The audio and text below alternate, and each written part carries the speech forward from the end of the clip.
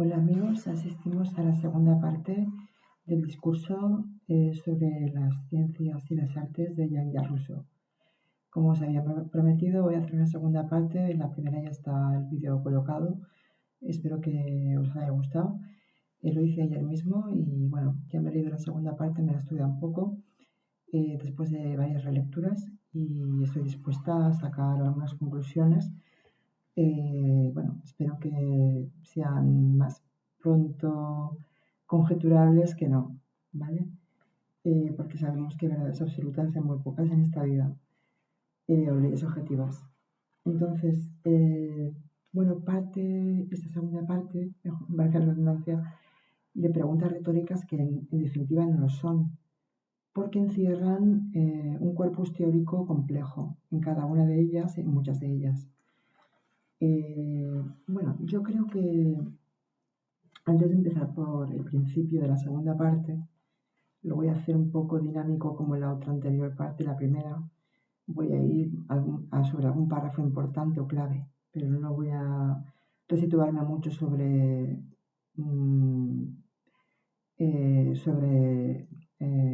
el momento, sino voy a sacar ya algunas conclusiones.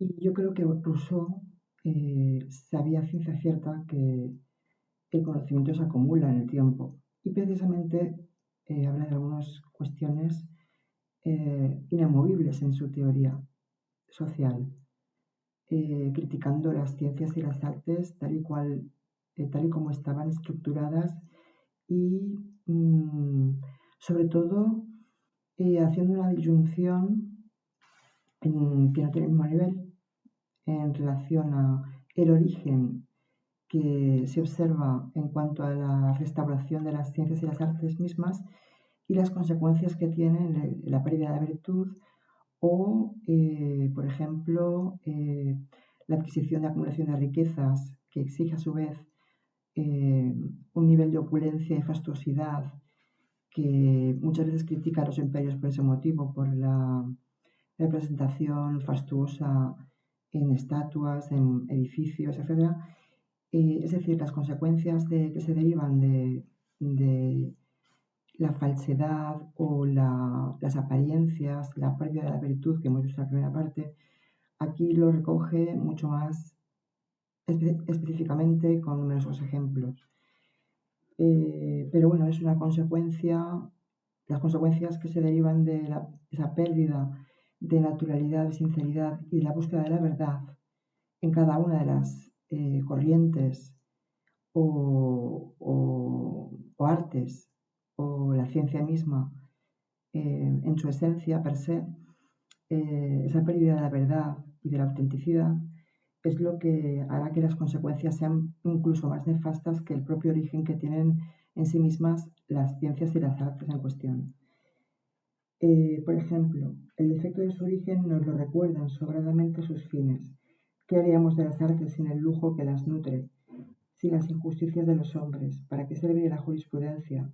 ¿En qué se convertiría la historia si no hubiera ni tiranos, ni guerras, ni conspiradores? En una palabra, ¿quién querría pasar su vida en estériles contemplaciones y cada cual no consultando más que los deberes del hombre y las necesidades de la naturaleza no tuviera tiempo más que para la patria, para los desgraciados y para sus amigos? Critica al mismo tiempo, hay cuestiones a considerar, ¿vale? Que se enlazan entre sí también, como posibles analogías o similitudes. Se acercan un poco como causas o factores multicausales que hacen que la crítica dentro del siglo de la razón, de las luces, en el siglo XVIII, donde estamos en el contexto social y político de Rousseau, él critique precisamente en este discurso de Dijon, pues dentro de la academia, precisamente es muy significativo que lo haga, en esta tesitura y en estas condiciones. Vamos a ir desgranándolo. Él habla de la pérdida de tiempo, de la ociosidad, pero al mismo tiempo habla de que, bueno, hace una comparativa entre la rudeza del hombre labriego y el filósofo, en algún momento dado de la segunda parte. Tampoco necesariamente tenemos que ir por orden, más o menos de lo que me acuerdo. Bueno, Si él dice que la pompa, el fato, el lujo, la riqueza, la acumulación de riquezas que exige que se multipliquen cada vez más tanto en cuanto se tienen para mantenerlas, algo tendrá que esconder quien se viste de manera opulenta o de manera fastuosa frente a un labriego que bien hubiera podido ser considerado al mismo tiempo un aprendiz de instructor, de ilustrador o de científico, aprendiz de maestro, etc. En tanto cuanto sea relegado ordinariamente a una, pues digamos, tarea ordinaria, a su vez subalterna. Esto lo critica en el sentido siguiente. Lo dice porque relega los verdaderos sabios o los maestros sinceros, auténticos, que no buscan sofismas ni falsas verdades, ni retóricas, como bien diría Sócrates en su momento, también con la mayéutica en las ágoras de las plazas de Grecia, porque él también hay un momento de la segunda parte que, bueno, pues ensalza a Sócrates porque es justo y porque precisamente niega la sabiduría en sí mismo, como también hace muy humildemente Rousseau. Entonces, por ir a ejemplificar mediante un párrafo parafraseando, dice: si nuestras ciencias son vanas en el objeto que se proponen, son aún más peligrosas por los efectos que producen. Nacidas en la ociosidad, y viene el término de ociosidad como concepto que él critica, la notan a su vez, y la pérdida irreparable del tiempo es el primer perjuicio que causa necesariamente la sociedad. En política como moral es un gran mal no hacer el bien, y todo ciudadano inútil puede ser mirado como un hombre pernicioso. Respondedme, pues, filósofos ilustres, vosotros por quienes sabemos por qué razones los cuerpos se atraen del vacío, se hacen las preguntas de por qué la ciencia está en el estado en el que está, por qué los filósofos se hacen las más preguntas sin encontrar una respuesta genuina, verdadera, porque la falsedad sí que él dice que puede incurrir en peligros porque se repiten las mentiras, pero una verdad siempre es la misma. Entonces, la autenticidad siempre es un bien muy poderoso. La verdad, la autenticidad y la búsqueda de la felicidad. Esas dos cuestiones, la búsqueda de la verdad y la búsqueda de la felicidad, están muy presentes. Pero claro, el discurso sobre las ciencias y las artes recibe un premio. No así el discurso sobre el origen y los fundamentos de la desigualdad de los hombres, donde ahí pues es criticado y Dijon se convierte en un ajusticiamiento contra Rousseau, por lo cual tiene que exiliarse. Es muy diferente el acercamiento a la academia hasta que tiene que separarse de la academia, ¿vale? Eso por una parte. Y por no mezclar mucho, seguimos con el libro por orden.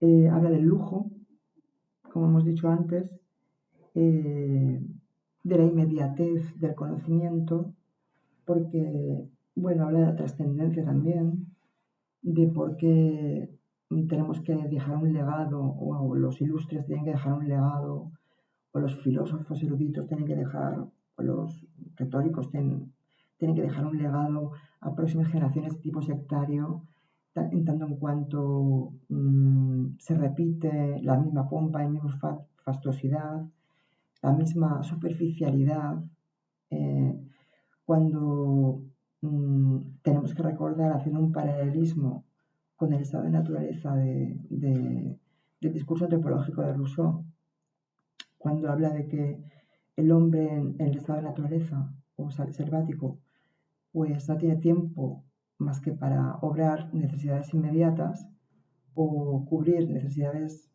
muy adustas, como la cabaña, como el refugio, como la alimentación, como el sexo con la hembra, etc. Inmediatez. Y aquí lo que habla es de pérdida de tiempo y de ociosidad.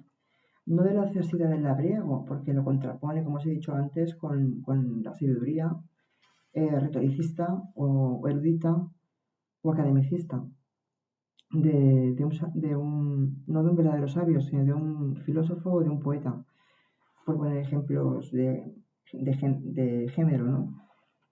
pero al mismo tiempo dice que lo natural, la rudeza del labriego, le parece mucho más auténtica o autenticada que la fastuosidad y la superficialidad de la erudición.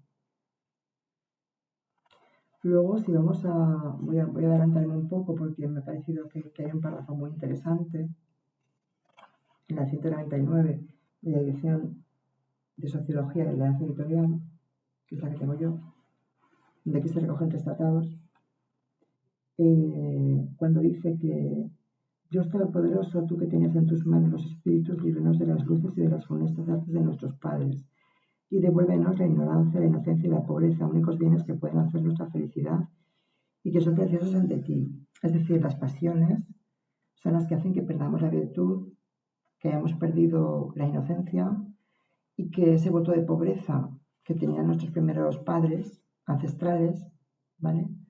Dentro del estado de naturaleza, pues es lo que tenemos como consecuencia del progreso, que es lo que critica después a nivel político en el contrato social. Y a nivel antropológico, nunca me acuerdo de decirlo bien en la nomenclatura, el discurso sobre el origen y los fundamentos de la desigualdad de los hombres. Para llegar al contrato social tiene que hacer un tratado sobre economía política, que es parcial, un poco reduccionista con comparación al del contrato social, porque ahí en el del contrato social ya recoge los elementos esenciales de la teoría política Rousseau, de su propia teoría política de Rousseau, y contractualista positivista, donde el pacto pues ya está presente, y el contrato. Aquí cuando escribe el discurso de las ciencias y las artes, pues es un discurso más social que político, porque en política todavía no hay un desarrollo primordial para asentar las bases y los enclaves, las claves de bóveda de su pensamiento político. Y bueno, un poco más de decir, solo que él aboga por las almas sencillas, por lo sencillo, por lo pequeño, por lo genuino, por lo, bueno, pues por lo que debería haber sido el origen del conocimiento per se, ¿no? No como se ha establecido secularmente, ¿no? Al transcurso de los siglos y siglos de humanidad. El alma se adecua insensiblemente a los objetos que lo ocupan, y son las grandes ocasiones las que hacen los grandes hombres. Que no desdeñen por los reyes admitir en sus consejos a las personas más capaces de aconsejarles bien, que renuncien a ese viejo prejuicio inventado por el orgullo de los grandes, según el cual el arte de guiar a los pueblos es más difícil que el de ilustrarlos. Aquí tenemos un ejemplo muy pragmático y significativo de esa comparación que él mantiene en este discurso. No sé si luego lo repetirá antropológicamente o políticamente, pero la comparativa entre Esparta y Atenas, entre los lacedemonios y los griegos. Y entonces hay una anotación al margen, me parece muy significativo reiterarlo. Dice, oh virtud, ciencia sublime de las almas sencillas, tanto esfuerzo y aparato son preciosos para conocerte, no están tus principios grabados en todos los corazones y no basta para aprender tus leyes, con recogerse en uno mismo y escuchar la voz de la propia ciencia en el silencio de las pasiones. Y ahí la verdadera filosofía, sepamos contentarnos con ella.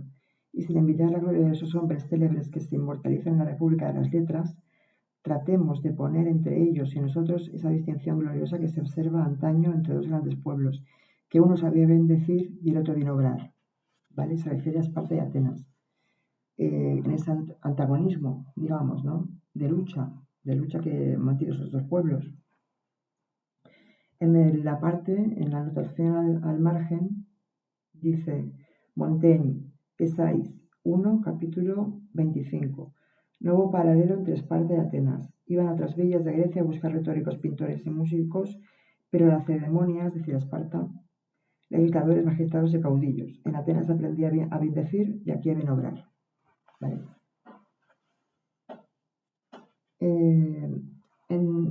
Se nota en en las últimas hojas, o en las últimas esbozos argumentativos de Rousseau, de la segunda parte, cómo intenta restaurar el problema ya enunciado, ya definido, en cuanto al conocimiento, al arte, al saber y a la ciencia. Intenta restaurarlo porque intenta buscar solución al tema, ¿vale? Y es una solución pragmática, no tanto teórica, sino que si el legado que dejan a los hijos sus padres es el de la falsedad, es motivo suficiente, dice él, para no renegar de la solución, sino que precisamente por eso hay que buscar la verdad y la felicidad de la gente, de los ciudadanos, digamos, ¿no? Porque la categoría de ciudadanos es diferente a la de súbditos, o a la de pueblo, o a la de hombre. Pero bueno, no vamos a entrar ahora en dilucidar categóricamente en el contrato social como enumera las diferentes categorizaciones, ¿vale? De la gente. Pero sí que es verdad que esa búsqueda de la felicidad es lo que él piensa que puede ser la solución y de la verdad a tenor de lo visto pues hasta el momento cuando una civilización ha decaído por culpa de la corrupción de esa sociedad, ya que pues una vez instaurado el poder, aunque se instaure bien, siempre existe esa tendencia a la corruptela o a la desigualdad o ese abismo social que existe entre capas sociales, que luego ya se vendrán como capas sociales, en cuanto haya un desarrollo evolutivo social mucho más intenso o mucho más con largo recorrido. Aquí nos falta la crítica social de la desigualdad, como muy bien hemos visto en la primera parte, y se podría también equiparar a una alienación porque la pobreza y la riqueza pues son equidistantes, son antagónicos, son dos cualidades que no tienen nada que ver porque lo que critica aquí en esa segunda parte, sobre todo un dato clave, es que la opulencia va acompañada del arte, el arte va acompañado de la opulencia y de la fastuosidad y de la representatividad de esa, digamos, competitividad previa a lo que luego Marx establecería en su guía ideológica marxista, porque la acumulación de riquezas pues lo que provoca es pues una desigualdad y una alienación en el hombre y al mismo tiempo la opresión. Aquí estamos en la etapa del feudalismo, pero él habla de muchas veces del esclavismo. Es decir, eso se reproduce en diferentes modos de producción. Pero viene a decir que uno de los motivos principales es de esa desigualdad, pues es las pasiones, la pérdida de la virtud, la pérdida de la verdad, la honorabilidad, la autenticidad y la falsedad. Y yo creo que esos son ya motivos suficientes como para hacernos una idea de lo que él critica en la Academia de Gijón en su discurso sobre las ciencias y las artes.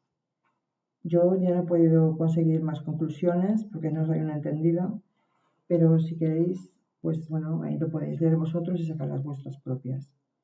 Espero que la segunda parte haya quedado un poco más especificada que la primera, aunque la primera ha hecho también mención a hacer paralelismos y relacionarlo con otros tratados como el de contrato social o el discurso sobre el origen y frustración de la desigualdad entre los hombres. Y también habla en esta segunda parte un poco de que el tema de la educación influye. Por eso quiero también leer el Emilio, porque creo que el Emilio es un refuerzo importante en el pensamiento de Rousseau. Bueno, pues no quiero hacerlo más largo porque si no os chamusco mucho la cabeza. Bueno, espero que os haya gustado.